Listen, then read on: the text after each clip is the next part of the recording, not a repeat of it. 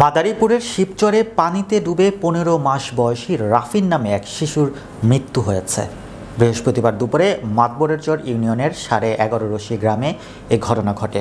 নিহত রাফিন শিবচর উপজেলা মাতবরেরচর ইউনিয়ন 11.৫ রশি গ্রামের আব্দুল মান্নান খানের ছেলে।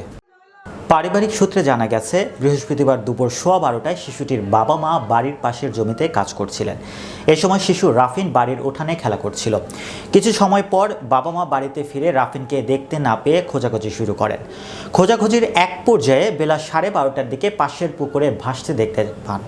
পরে তাকে উদ্ধার করে শিবচর উপজেলা স্বাস্থ্য কমপ্লেক্সে নিয়ে কর্তব্যরত চিকিৎসক তাকে মৃত ঘোষণা করেন।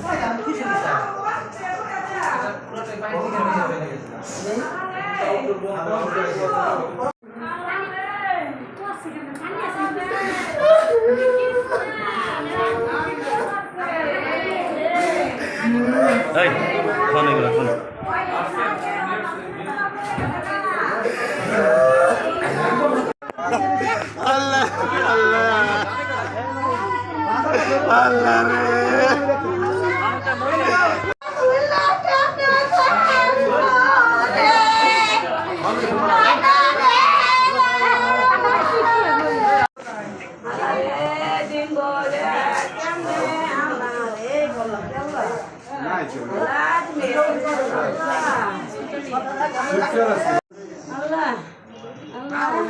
আচ্ছা, একজন মানুষ কান্না করতেছে, আপনি কেন ভিডিও করতেছেন?